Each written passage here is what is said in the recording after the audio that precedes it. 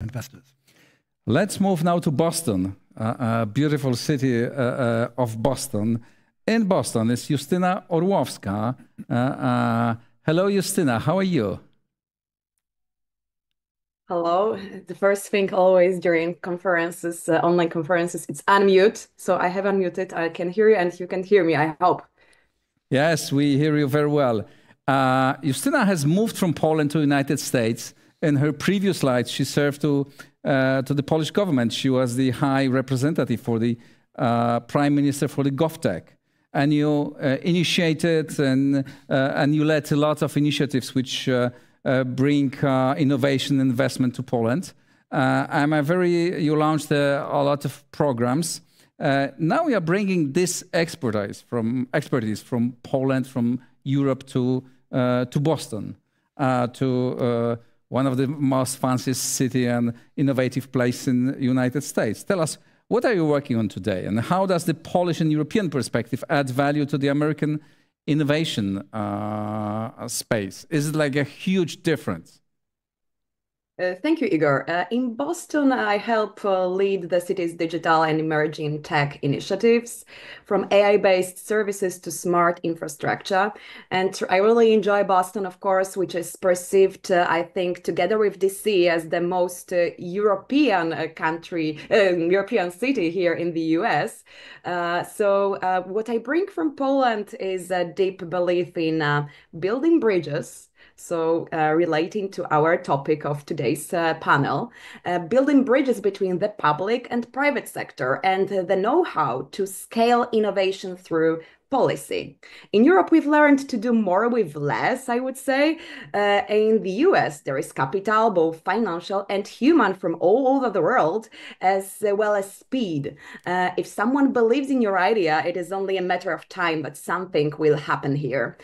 So I'm glad for this opportunity to participate in building bridges between Polish, European, and American ways of doing innovation. And now from Boston, we can do many things. You can do many things. You can moderate the debate. So Exactly. Now the floor is yours, and you take the lead. Please do start the debate on economy. Okay. Just remind you that Boston is the city in which we have Harvard and the Massachusetts Institute of Technology. Justyna, over to you. Excuse me. Okay, sure. So thank you so much. So let's get it started. Before we speak with our panelists, let's look at the broader economic picture. We are honored to welcome Professor Marcin Piątkowski, economist, Koźmiński University professor, and author of Europe's Growth Champion. His perspective will help us understand where Poland stands today in the global economy and what comes next. Hello, everyone.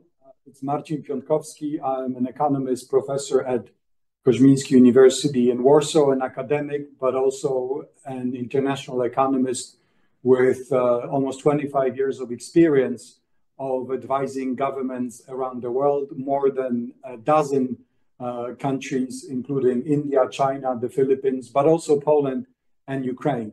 I appreciate the invite to today's conference. I'm happy to be linking in from New Delhi in India. And it's obviously a great honor, a privilege, and a pleasure. I want to make 3 quick points today for the benefit of our debate and the forthcoming panelists. The 3 points are the following. Poland is a Hollywood story of economic success. There is no better performing economy in Europe and in the world among rich economies over the past 35 years. The second point I want to make is why Poland needs America and why America needs Poland to continue to develop and stay competitive. And the third point is about what exactly needs to happen next. So very quickly, let me elaborate. Starting from Poland's success story, which has been unprecedented. Poland has been an economic alcoholic for pretty much 1,000 years. It has always been backward, underdeveloped, a few steps back in terms of development behind the West and the global and the European economic leaders. Yet over the last 35 years, a true miracle has happened. Poland has been the fastest growing economy in Europe and in the world among countries at the similar level of income. Poland has increased its GDP per capita by 3.5 times more than anyone else. And as a result of this unbelievable growth story, this year, according to the most recent data from the International Monetary Fund, something truly shocking will happen. The average level of income in Poland, adjusted for lower level of prices, will be as high as in Japan. In other words, an average Pole will be as rich as an average Japanese. I think this will be shocking to everyone today, and even more so anyone 5, 15, or 35 years ago. Poland's prospects for further growth are also pretty positive. In fact, in 2025, this year, Poland will be the fastest growing large economy in the EU and among OECD countries. So this economic miracle will continue. And within the next few years, its level of income will exceed the level of income in Spain. By 2031, the level of income in Italy. And within a decade, Poles, again, adjusted for the level of prices, might be as rich as the Brits. Again, something truly unbelievable. This year, Poland will also become the 20th largest economy in the world with a GDP of more than $1 trillion. That has never happened before, and Poland will enter the global economic elite. Now, what does it all mean for America? It means that Poland has become a true global economic partner whose size is sufficient, and its success justifies much deeper economic involvement. It obviously makes sense for Poland, a country still, despite its success, a country that still needs to continue to grow to become one of the richest countries in Europe. It needs America. It needs American technology, investment, interest in Poland for this miracle to continue. At the same time, and that's my argument here for the sake of the debate today, is that America really needs Poland to stay competitive in the future, particularly relative to China. As much as President Trump wants to bring all manufacturing back into the US, and he wants Americans to start screwing small screws into iPhones, I don't think it will not happen.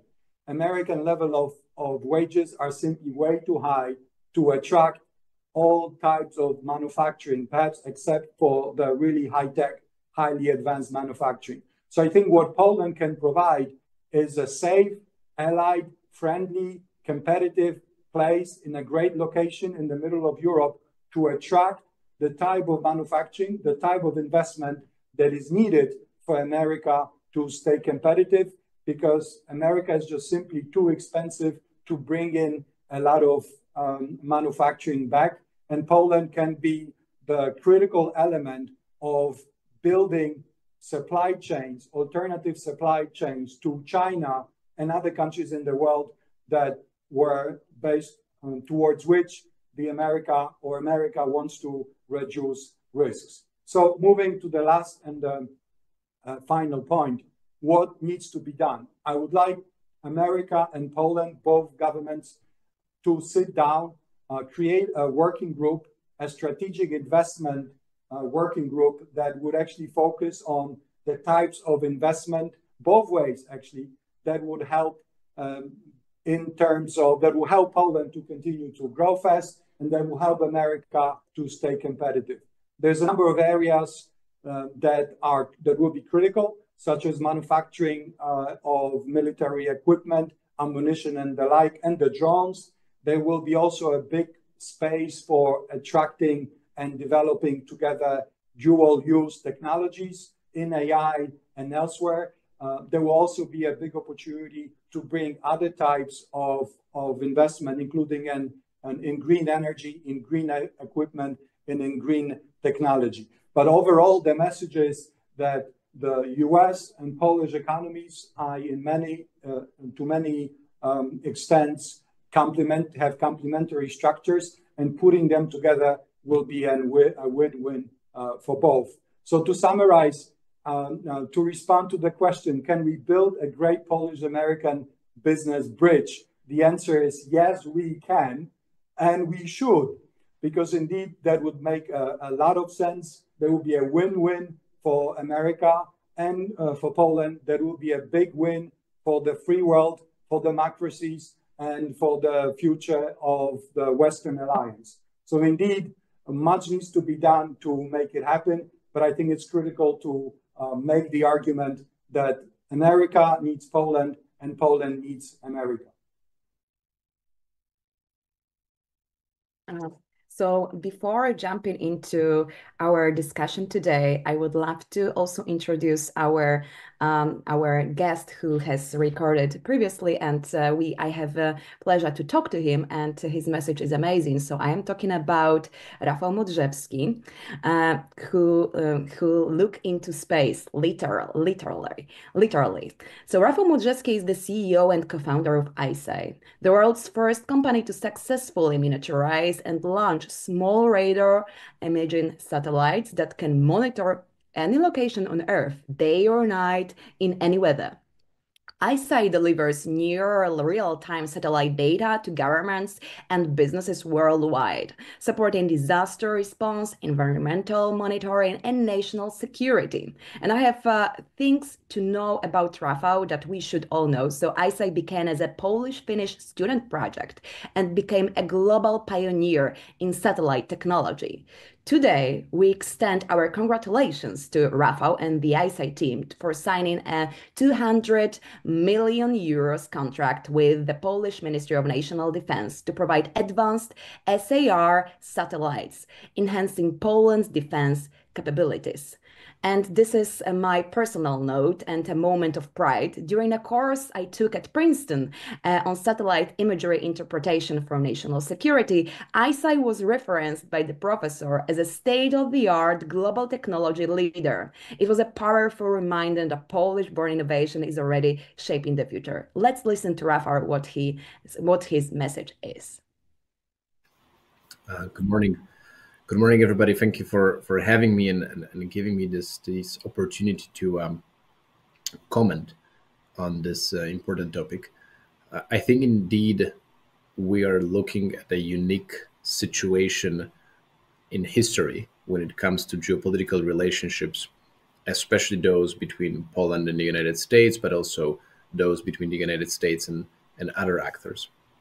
Now, how should we as Poland, as the Poles, position in all of that? I think first thing it's important to recognize that this opportunity exists. It's partially caused by the US-China trade war. It's partially caused by the new arrangements that are happening on the geopolitical arena. I think in that front, we should continue to stay supportive of our long-term ally, the United States, and try to ally ourselves even stronger with their interests, and through that ensure that our interests are also taken care of. I think that the United States, throughout the history of many decades now, has been a very strong ally of Polish businesses and Poland overall.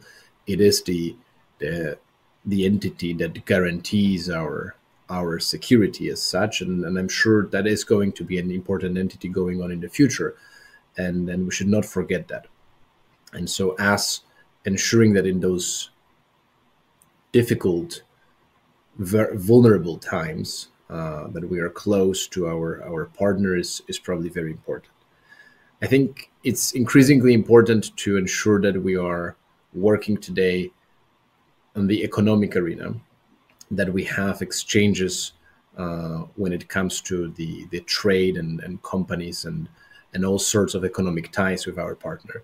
This seems to be very important to the current US administration. And of course, so it is important to us. Now, a bit to recognize today about Poland is that I think we have so much more to offer than potentially 10 years and almost certainly more than 20 years ago. There is a set of new Polish companies that are highly capable and can offer products and services to international markets, but also to US markets, which are of interest. And so I think that now, if we first assume that the thesis is correct, yes, there is a new opening and the geopolitical situation and the changes around the world cause the fact that we have to adjust our strategy, then I think the selection should be of that strategy. Let's align ourselves with the US. Through that, we should engage as much as possible in helping Polish companies to spread out or to develop within the United States as much as possible.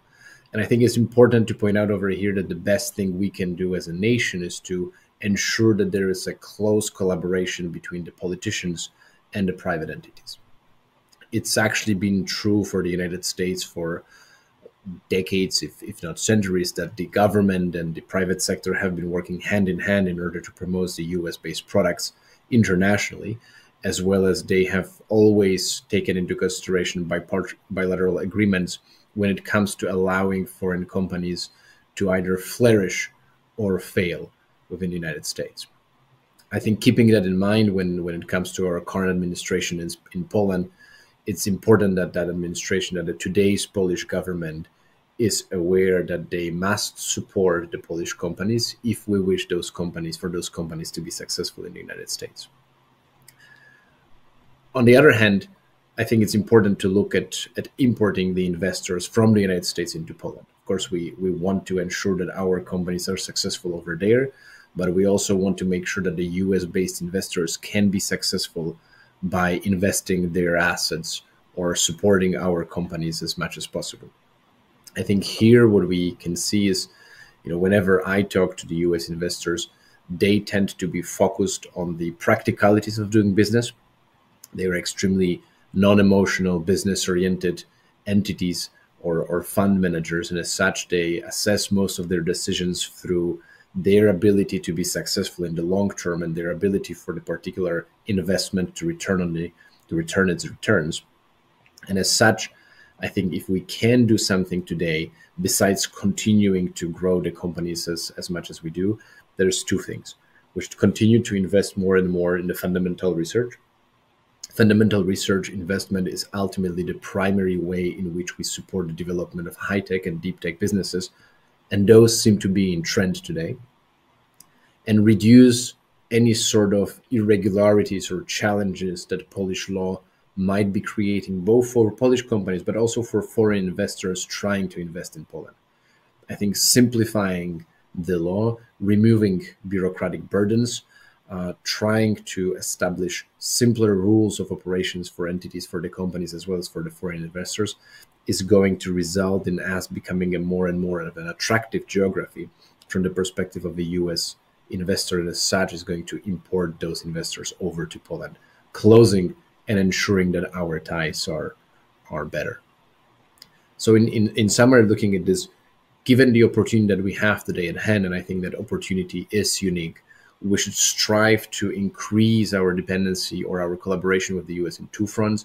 We should try to ensure that our companies are more successful in the American market, as well as we should attempt to bring more investors from the US into Europe. Both of those can be achieved through high-level, well-established geopolitical collaboration on G2G level, so government to government, as we're making sure that our rules and regulations aren't stifling innovation or stifling the development of companies in Poland, and we are making it easier for the foreign investors to come to Poland and invest. Thank you. So now we are jumping into our live discussion, and I am honored to introduce our distinguished guests.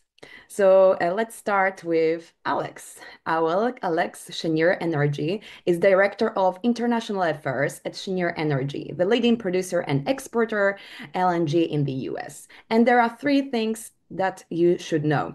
He negotiated the first long-term LNG supply deal between the US and Poland, Congratulations.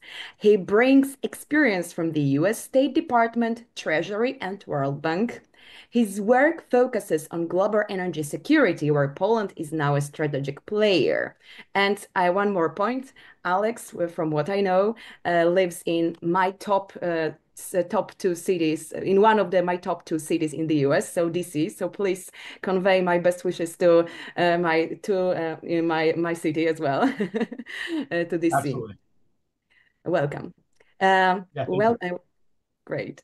We are happy also to introduce Doug Stevenson from Raytheon, is Vice President for Europe and NATO and Raytheon, a part of RTX, the largest aerospace and defense group in the world. And there are other facts, known facts about Doug. So RTX employs over 9,000 people in Poland across Raytheon, Pratt & Whitney, and Collins Aerospace. Doug led defense contracts across Europe, including Poland, Germany, and Switzerland. Raytheon partners with Poland on co-production on advanced defense systems like Patriot missiles. And again, from what I know, Doug, you live around in Boston area, large Boston area. So we are nearby. So yeah, greetings from Massachusetts to Massachusetts. Thank you, Justina. Yes, I'm not too far away. In fact, Raytheon was founded in the technology corridor here by Boston in Lexington, Massachusetts. So that's great. We're a proud Massachusetts company. That's great. Thank you. And last but not least, Kamil Majczak, Chemetika. Kamil is CEO of Chemetika Group, formerly Czech, a leading Polish industrial and chemical company. And there are three things you should know about Kamil. He led the 2023 rebranding and transformation of the company, including delisting from the Warsaw Stock Exchange. He oversaw one of the largest US acquisitions by a Polish company, buying a silica business from PPG for $310 million. Under his leadership, Chemetika is going global, digitizing, greening, and expanding its US footprint. And Kamil, please let me know, where are you now? Because I don't know. In Warsaw. Hello, everybody, and thanks for introduction. So you are from the future. We are in the past still, like for you. So thank you for the message from the future. It's 6 hours ahead of us here in the US. Okay, so that's perfect. So let's start our discussion. And I think that we should start with like a follow-up question, maybe to what Rafał has just mentioned. So Rafał has mentioned that there are two things that are very crucial for building bridges, business bridges between Poland and United States. One of them is research investments in research, and the other one is policies, smart policies, regulations. And so if you can tell me, if Poland could change just one regulation, or Europe, or policy to make investment easier, what would you recommend? I don't want to point the finger, but who should start. But if you don't mind, Doug, if you could start, you are the closest to me. So if you could start, I really appreciate this. So regulations, what could be changed to fasten our cooperations in terms of regulations? Well, thanks, Justina. And yeah, I'm not too far away, so thanks for picking me first. Well, as you mentioned, Raytheon is part of a bigger group of companies now, but we've been working as Raytheon in Warsaw and Poland for a number of years. In fact, I've worked in Poland now for about 17 years and was just in Warsaw last week for one of the defense conferences. So I've gotten to know Poland and see the transformation of Poland over the last decade. It's really been substantial. But Raytheon now is part of a bigger group, having combined with Pratt & Whitney and Collins Aerospace as part of now RTX. We have a pretty big presence across Poland, as you mentioned, with a big employment base there, especially under Pratt & Whitney. But I can speak to the defense segment of the business. We're now a commercial aerospace as well as defense, and I sit purely on the defense side. And one of the things we run into in Poland, and really we're one of the pioneering companies working with the Ministry of Defense on offset. So the offset policy historically was under the Ministry of Economy, and it moved over to the Ministry of Defense as a strategic imperative of the government to focus on, defense improvement and defense investment connection with some of the large acquisitions that they were contemplating. And ultimately, we sold the Patriot system there, which was one of the projects I initially worked on. And that came with an offset obligation. So offset under the contracting relationship requires the company to basically reinvest into Polish industry. And so when the offset regulations moved over to the Ministry of Defense, it also came with it a policy directive to focus offset beneficiaries on just the state-owned companies. And that's how it's operated now since 2012, 2014. So that's been to the benefit of the PGZ group now and focusing investment in the state-owned entities. I think things have matured to the point now to where the offset policy really needs to be reconsidered and evolve further to include the private sector.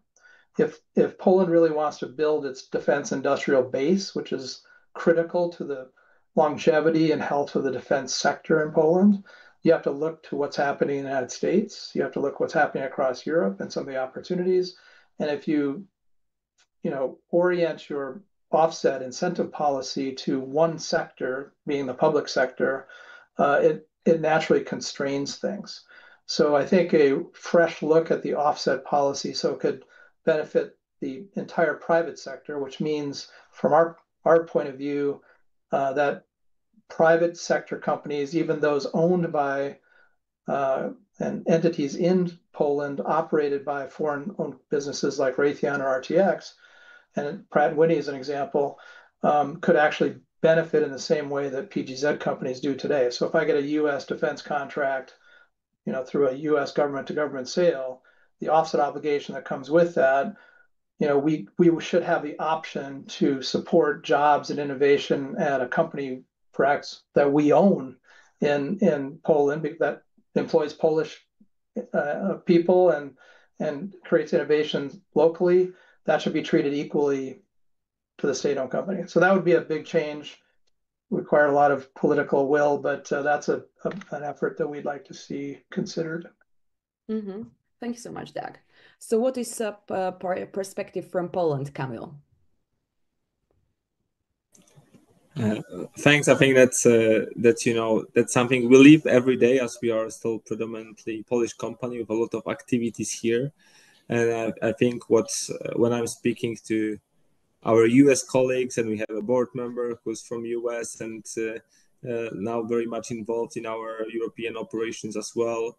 I think it's a lot about permitting and how we get investments into the country to have a unifying, simplifying environmental and building permitting procedures, because that's in our hands. This is not something that we can say this is EU. This is in our hands, how we handle it.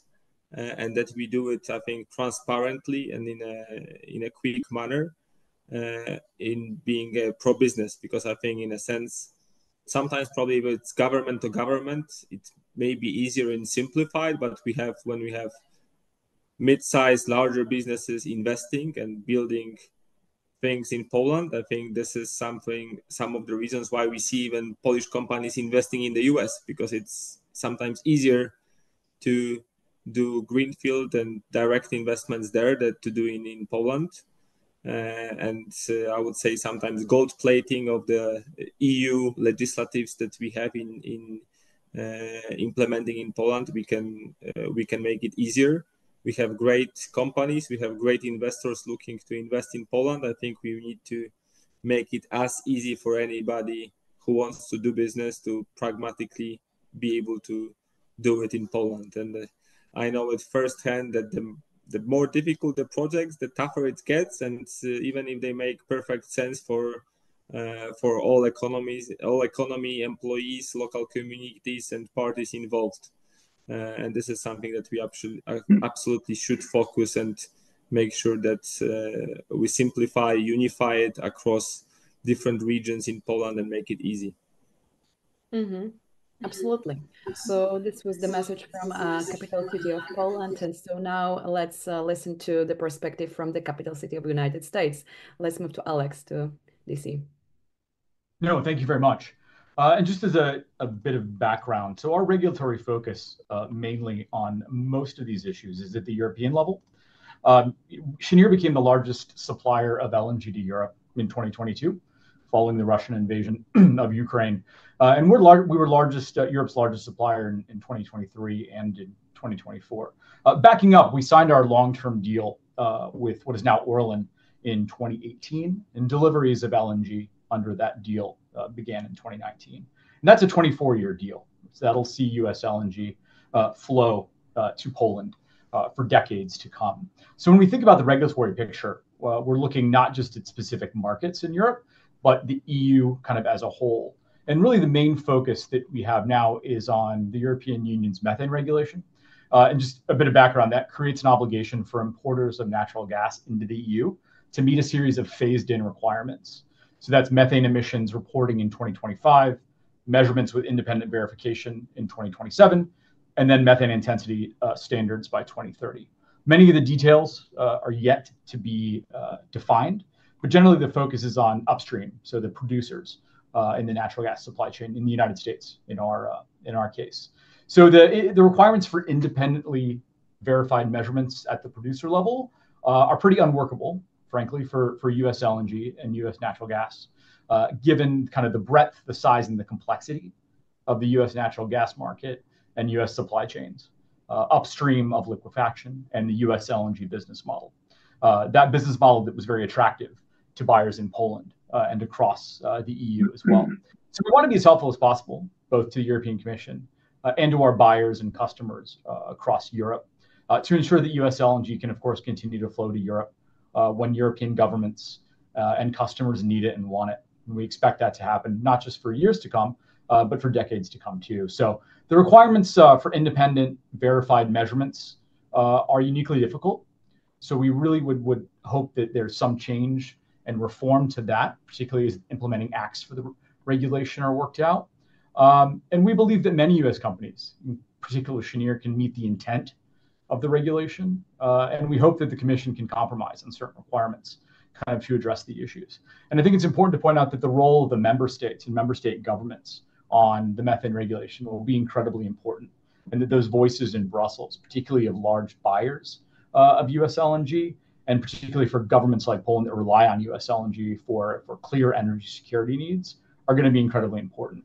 So it's something that we really urge governments to be more active on, I think, in the Brussels discussion, to not just let it be a purely Commission-led engagement, but to be one that needs to be more member state driven in terms of thinking about how the regulation is worked out and how it impacts not just Europe's energy security and Poland's energy security, but how it fits into the broader US-EU relationship that we've been discussing today and we'll discuss further.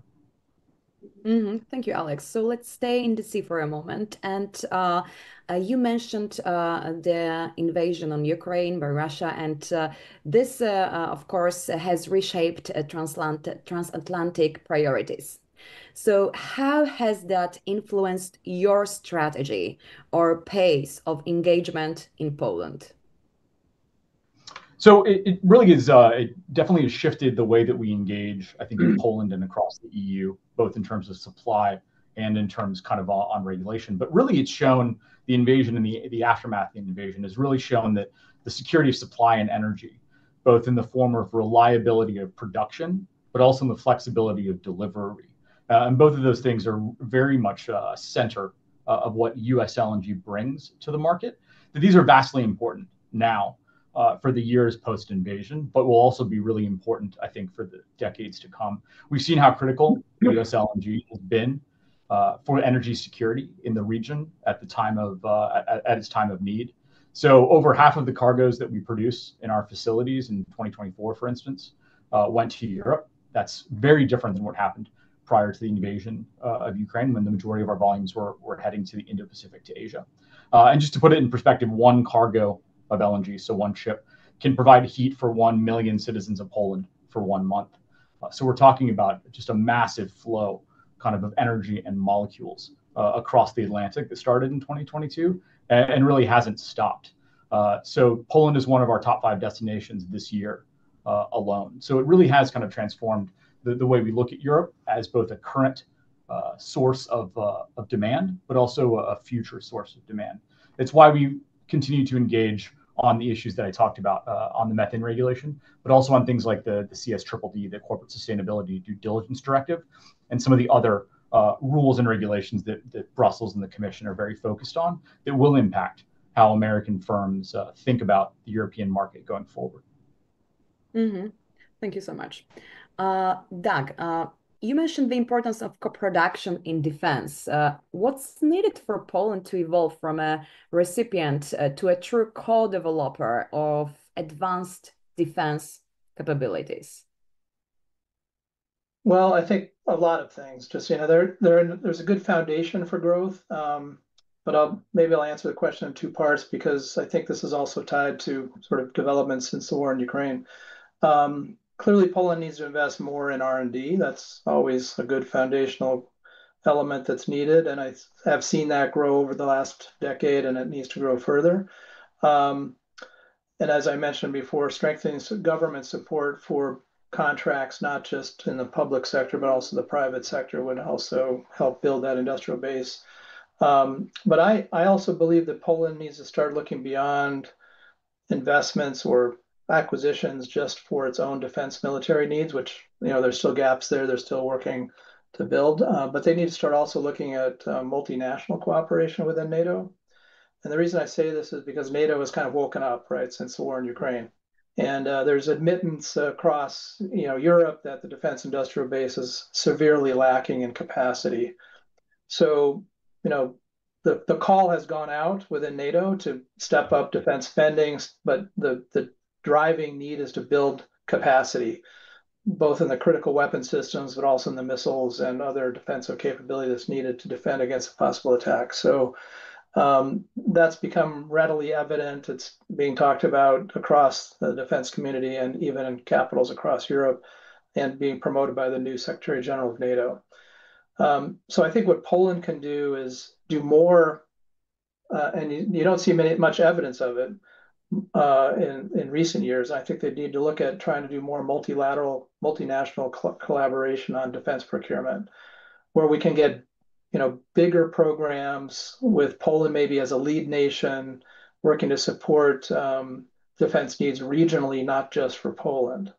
And that's something NATO is trying to drive as an organization. And I think the time is right for Poland to step in and start stepping in as a lead nation on some of the major defense needs across the alliance. So that can be married very closely to what some of the defense needs and gaps, capability gaps are in Poland. But they're well positioned to take kind of a regional leadership role within NATO, and we haven't seen that yet on the acquisition side. So with the need to bolster capacity, and it's recognized across the alliance more capacity is needed, let's drive more investment into Poland where we can put that capacity and where there's a receptive audience and a receptive public to building that capability within Poland. Not all nations are receptive to this idea of building capacity in defense, but I think Poland is uniquely situated to be a leader in that space. Yeah, that's right. And also numbers proving that we are, after America, we are the largest contributor to NATO, so we shouldn't forget about that. So thank you so much, Doug. I am curious right now about your perspective for the future. So let's start with Kamil, if you don't mind, Kamil. So how do you see Poland's role evolving in your sector over the next 5 years? Let's say hub, supplier, co-developer. Thanks for the question. So Chematica is a chemical industrial company operating across 8 different businesses, one of which we invested and entered with our acquisition in the US, and we're looking for further acquisitions. And where we come from, we like both markets very much, Poland and US, and I think there are quite a few similarities driving why we like both Poland is very entrepreneurial, has very many people moving the economy in the right direction, has a great workforce skill set of the workforce, and you can see it across both technical engineers, software engineers, and etc. that we can leverage. And we are doing this as the economy has been growing even nowadays 3.5%, and I think we see that in our eyes in Poland. And I think this pragmatic drive to improve business is something that we see also in the US, and making pragmatic business decisions and driving the right outcomes. And I think Poland should play bigger and, I would say, more ambitious role in the EU as a hub for production. We have been great in internalizing a lot of I would say more labor-intensive production from Germany, from France, from UK. I think we now need to invest more in our R&D capabilities and converting, I would say, great scientists, great engineers that we have into applied solutions, and using this to leverage our know-how and our place in Europe for further development. And this is something that we want to also drive with Chemetica. I would say merging the two, having a very nimble, pragmatic business model and decision-making structure with great presence in Poland and access to, I would say, great minds and scientists, but really bringing them to the industry, because this is something that we lack, this bridge of using the talent, but using it well in the industry setting. And we see it firsthand. We, for example, have our own venture, a smart fluid, which is non-Newtonian fluid that can be used in ballistic protection. It's a spin-off from Warsaw Technical University. It's a unique technology. Different large chemicals companies spent tens of millions of dollars trying to develop it. They didn't succeed. We have it. But now it's how do we convert this technology, this know-how, into actual business? How do we sell it? How do we commercialize it? How do we scale the production? And this is something in between driving innovation, being able to produce it in Poland pragmatically, and building the new businesses. And I think Poland can play a great role for both in people investing here, but also US companies looking for presence in Europe. I think Poland is the place to be in Europe in the next 10, 20 years. That's right. Alex, what is your point on this for the next 5 years? Yeah, thank you. I mean, I think every period of challenge and every challenge represents also an opportunity, right? And I think certainly the turmoil in European energy represents an opportunity for countries that planned to diversify away from Russian molecules in advance, like Poland did. So Poland made the decision to diversify away from Russian gas well in advance of the invasion in 2022, and I think that sets Poland up to take advantage of those opportunities with the infrastructure and the contracts and the volumes. So as we look at Poland's role in Europe, I think moves by Polish energy and gas companies to expand their portfolios and to really develop kind of trading capabilities to become more regional players represents an opportunity too, I think, for US firms to become more active in Poland, both to help Polish companies achieve more regional ambitions, but to also benefit too kind of from that expansion. So at the base of that, a strong US-Poland trade, economic, and political relationship, I think, is going to be key to that. I think we're there. We're already seeing it. We're seeing, I think, strong positive movement in that direction, with both presidents meeting very early and constructively. So I think there is opportunity, not on the co-production side, but in terms of the idea of Poland being a hub for natural gas and LNG, and really taking advantage of increasing demand in the region. And seeing what role Polish companies can play in supplying and meeting those demand needs, as we look at continually how the region adapts to the changing energy security situation, and how Poland can play a really central role in meeting those EU needs and challenges going forward. Mm-hmm. Thank you so much, Alex. So what is the perspective from defense industry, Doug? Well, just maybe an additional comment on the co-production topic. Our view is that co-production is the fastest path toward building capacity in Europe that's needed so desperately, and NATO's calling for this, massive increases of capacity in defense in the next 5 years. And the only way that's going to happen that quickly is partnership with the U.S. defense industry, where we have capability, proven products already deployed with the U.S. military that we can then bring to Europe and establish capacity and capability there through co-production arrangements, since we don't necessarily have the capacity in the U.S. to meet all the demand ourselves. So Poland has an opportunity here right now through both state-owned and private sector to partner with our company, other U.S. defense industry, to bring more co-production into Poland to boost this capacity across the alliance. But like I said before, Poland doesn't need to do this and fund this on its own. It can come through multinational collaboration within NATO, because it's really going toward a capacity and capability that's needed across the alliance.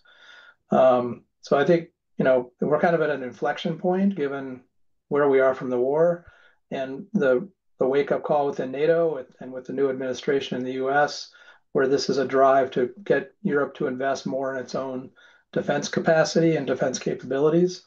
So Poland could certainly step into that gap and help fill the need. But again, they don't have to do it alone. They just need to work collaboratively, both regionally and across NATO. We've seen some Western neighbors of Poland spend probably more time and investment when they put money toward their own defense industry, toward not building capacity quickly, but instead driving sort of long-term jobs development. That doesn't deliver capability quick. So co-production, I think, is the faster path, and it actually brings capacity and capability and know-how all up at the same time. So I think Poland, given its unique relationship with the U.S. and the defense sector, we're kind of like-minded when it comes to defense investment. There's opportunity space there. Mm-hmm. Thank you so much for your perspective. So speaking of building bridges, building alliances, the key word is trust. I think all of you can agree with that. So speaking of trust, in light of shifting global alliances that you have already mentioned, you mentioned many countries, you mentioned many alliances, and now today we are talking about alliance as a strong alliance between Poland and United States. What do you think? How important is trusted supply chain status, and how does Poland measure up? So maybe let's start with Alex. What do you think about that? Yeah, thank you. No, absolutely. I mean, I think energy security at its core is all about trusted kind of supply chains. It's very true that the post-World War II trading system, as we know it, is changing, right? And that's going to impact how the US, the EU, and Poland all interact and trade with each other. So that level of interaction and that relationship will drive investment, I think, in all of our countries. There's a lot we can do to highlight the strong trade and investment ties that already exist. I think that's a really important kind of part of this discussion. The Polish procurement decisions that we talked about in US LNG were really instrumental in driving the development of the sector in the United States. US LNG exports only began in 2016, and the decisions that were made for procurement in Poland were some of the first long-term agreements to be signed in the industry. I think it's important to remember that and to point that out, the important role that Poland played in the development of the US industry, particularly as the government of Poland speaks to the U.S. government on these issues. And energy in general is a priority for this administration, LNG in particular. So I think it's important to continue to highlight kind of those linkages, those connections, and how critical energy security will remain in the bilateral relationship between the U.S. and Poland, but in the broader U.S., EU, and transatlantic relationship too going forward. Mm-hmm. Thank you. Camille, what do you think in this regard? I think supply chains have been a topic for now quite a few years, and I think we see reasons why every year a new reason why it's critical to have really secure, stable, resilient supply chains, be it COVID, energy shocks, war in Ukraine, It's like every year we have a new reason why it's important to have very resilient, secure supply chains, and we do.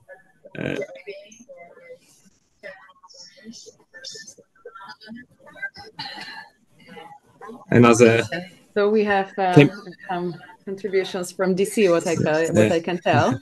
So we are saying hello to Laura Foran.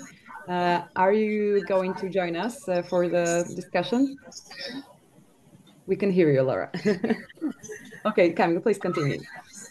And as a chemical company that uses a lot of inputs to production, this is a critical issue for us, both on energy security, and because we all use a lot of energy, and price of energy and availability of energy is critical, but the same on the all intermediaries we use within our chemicals production, and we had to make sure that it's resilient, it's there, and we can trust our partners, and we can trust for the partners where it's coming from, and I think this is actually a very critical element, and I think that's important to have geopolitical alignment and traceability standards, and actually know where the products are coming from, and this is critical when we ever test our suppliers, and we have it all mapped out exactly, all the suppliers, where the products come from, what certificates they have,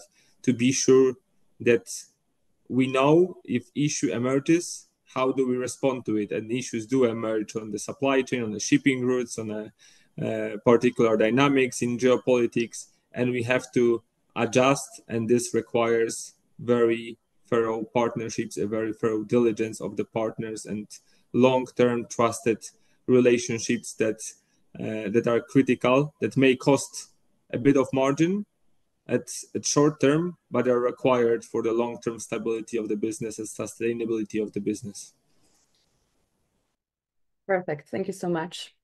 So now I have a question to you. If you have questions to yourselves, I know that it's always hard during the online conference to talk to each other. It's easier when we were in one room. But maybe Doug, Kamil, or Alex, you have questions to some of you. I would say maybe to Doug and Alex, like what would be your advice for businesses that are looking to enter Poland, or they have Europe on the map and Poland is one of the options? Like, what do you think distinguishes Poland, and how to go about, cooperating with Polish companies, Polish government? You want to try that first, Alex? Yeah, sure. No, absolutely. I mean, I think that the market itself has been very attractive for us, both its geographical location, but also the really attractiveness of the market and the companies that want to do business with U.S. firms and want what the U.S. offers. So I'd say that's first of all the kind of the most one of the most attractive things about it, and just the strong track record I think that most U.S. firms have in engagements in Poland and with Polish counterparties. I think a lot of it speaks for itself, frankly. So it's a great place to do business, and one that I think will be kind of a long-term, strong strategic partner, both for the U.S. government, but also for the U.S. private sector going forward. Yeah, I could reiterate the same topics, and we're kind of in Poland in two different dimensions. On the aerospace commercial sector side, Pratt & Whitney's been a big investor in Poland for many years, with big operations there in Aviation Valley. We're probably investing there when it was not easy to do, but the Polish workforce was really, I think, the big attraction. They had to, in fact, set up training schools for the right trades skills to come in to support the manufacturing there, but it was just a very attractive scenario overall. We found out more recently that the supply chain is, as we talked earlier, the supply chain in Poland is very capable.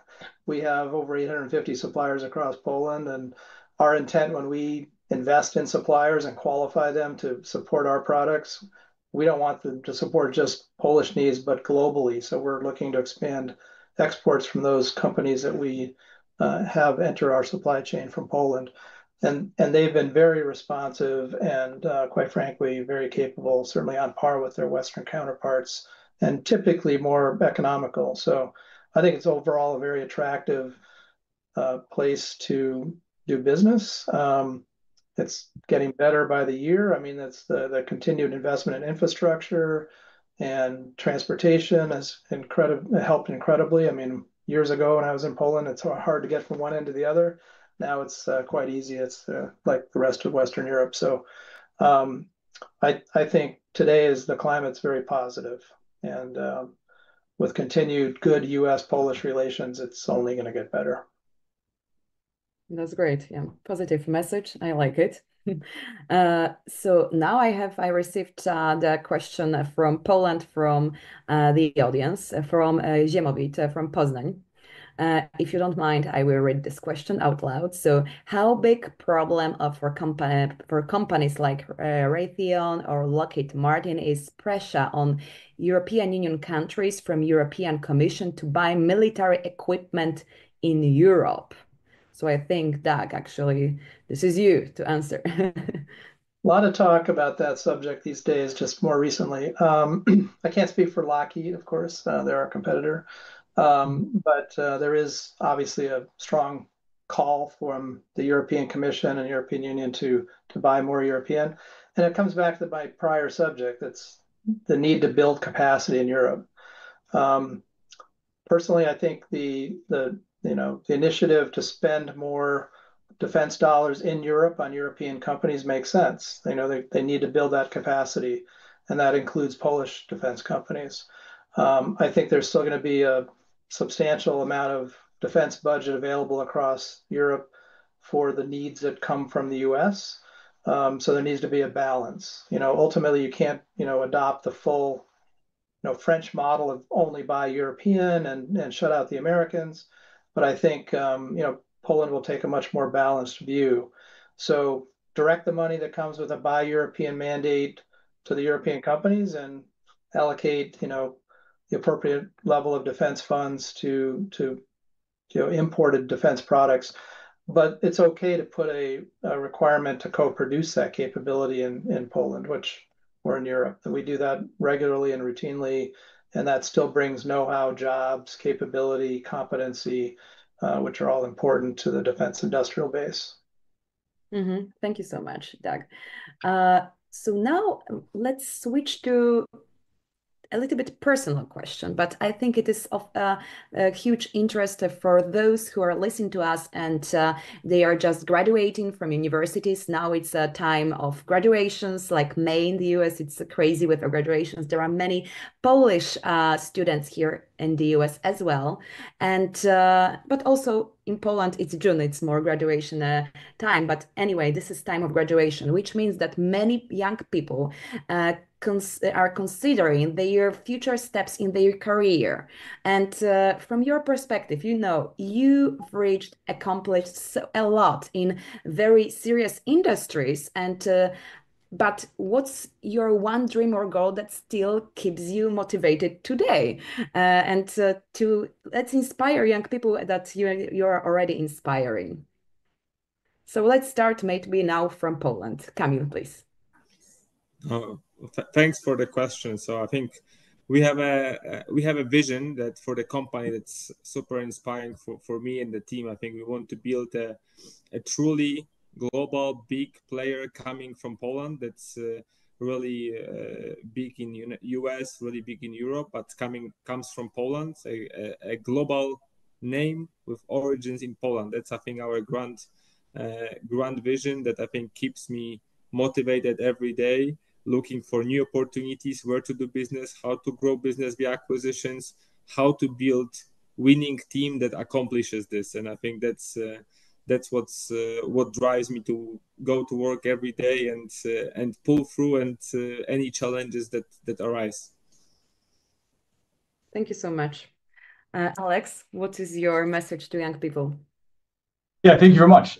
So our goal really has been to provide the energy that the world wants and needs to keep the lights on, keep homes warm, and to keep factories going. And that's just what we did when Russian gas was shut off following the invasion of Ukraine. And we saw it play out in real time. We saw a European Union and a NATO alliance that was able to stay together because energy was flowing. That wouldn't have happened pre-2016 without the presence of US LNG on the global market. So it made a very, very clear and specific difference. a difference we knew it would make when we began kind of planning for the build out of our infrastructure many, many years ago. So we always knew what we were doing and building was going to make a fundamental difference in people's lives and in markets around the world for a variety of reasons, not just in terms of energy security, but also in terms of climate, in terms of providing a cleaner alternative for a variety of buyers around the world, across the Indo-Pacific in particular. So I think it's it's important to always have something that you're driving towards, even if it's a longer term goal. As we look to build out, to invest tens of billions of dollars in our platform, to always have that end goal of what we were striving towards, even when it was fairly difficult to achieve it. So I think that's important. And in terms of recommendations, my recommendation is there are so many business sectors and segments that are incredibly important, and they're not necessarily the ones that are going to be the taking up all of the attention on social media, or they're not going to be the companies that are going to be the most attractive necessarily, that are all in the media, but they're incredibly important, and they're also incredibly interesting. So my recommendation would be to think about branching out and looking at a whole host of opportunities, segments, and industries, not just in the most kind of popular segments and companies right now, because the world needs not just cell phones, technology, and AI. We still live in a world that needs fundamental physical things. If you look around us, we need buildings and roads and the energy to build them and maintain them. So we aren't really in a virtual world yet. So there needs to be all of the things around us built and maintained. So I would just recommend branching out and thinking about other sectors when you think about careers and where you want to go. Thank you, Alex. So looking for niches, but also not forgetting about the industries that were always there, and there will be probably always here. And always will be, absolutely. Exactly. Thank you, Alex. And Doug, what is your message? Well, we certainly like to attract the young people coming out of college and university to the company. I tell you, there's nothing more motivating than to work and deliver the kind of capabilities we do to the warfighter in supporting and defending democracy and freedom. There's just a really moving story. In fact, many coming out of Ukraine, having had the pleasure of and really the honor of delivering some of these capabilities on the Patriot weapon system across Europe, but then those European partners and the US have provided Patriot now to Ukraine. We know that it's protecting the citizens of Ukraine every day. And it's quite moving and motivational to see stories coming out of Ukraine. We had, once Patriot was there, I recall a press conference with the President of the United States and President Zelensky, where the Patriot was first provided. And someone asked from the media pool, President Zelensky, so now that you have Patriot, what else are you going to ask for? And he turned to the president, U.S. president, he said, more Patriot. That's easy. And we need more. And of course, they've continued to try to deliver more capability there. But we had a video that came out of Ukraine with just people off the street that put this clip together. It was just a simple message. Thank you, Patriot. Because everybody knew it was protecting and allowing them to open schools and protect the citizens so they could get on with their daily lives around Kyiv and other critical areas in Poland, so in Ukraine. So we were able to see these stories coming out of Ukraine and seeing how our systems are actually defending the people there. Thank you so much. That's a beautiful message. And so we don't have time for more questions, like very broader questions, but my ask and request to you right now is I will give you, each of you, 30 seconds just to, give your message of this panel for our audience. So we will start, Doug, I have you now. So if you could start, like you have 30 seconds. If you need 15 seconds now, I will give you 15 seconds to think about that. Sure. The transatlantic message. Yeah, transatlantic defense industrial cooperation is very strong with Poland and the US. I see it as a pillar of potential growth, future growth in the defense sector in Europe. And like I said in my remarks earlier, building capacity now is so urgently needed to defend Europe, and Poland can step into that gap to really play a big role. So we're looking to expand our cooperation with Polish sector, both private and public, defense industrial base, and look forward to seeing expanded opportunities there for everybody. Thanks. Thank you so much, Doug. Alex? Yeah, thank you. Just building on what Doug said, the transatlantic energy relationship is also incredibly strong and can be and will be, I think, for years and decades to come. But we all need to work together on both sides of the Atlantic to ensure that it's strong and to ensure that any kind of political irritants that could potentially get in the way are resolved quickly and effectively. And again, it doesn't just have to be at the European Union level, at the European Commission level, and that member states, particularly those member states that have strong personal alliances with the United States, work to ensure that those irritants get worked out quickly as possible. And I think Poland can play an incredibly important role in doing that going forward. Thank you. Thank you so much. Kamil? I think we are already making a great progress here and throughout ages on cooperation and opportunities in Poland. I think we can still push it further.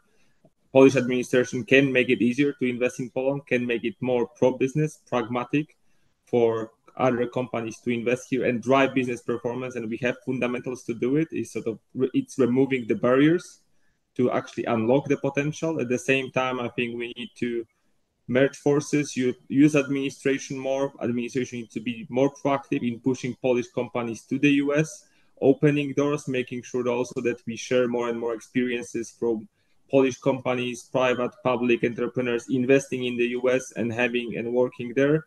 And I think we have the critical mass to actually also invest more and more in across the Atlantic in the US. And we should push both directions in Poland-US relationships. Thank you so much, Kamil. Thank you, Alex. Thank you, Doug, for your insights, for your very interesting and inspiring thoughts that you've shared with us today.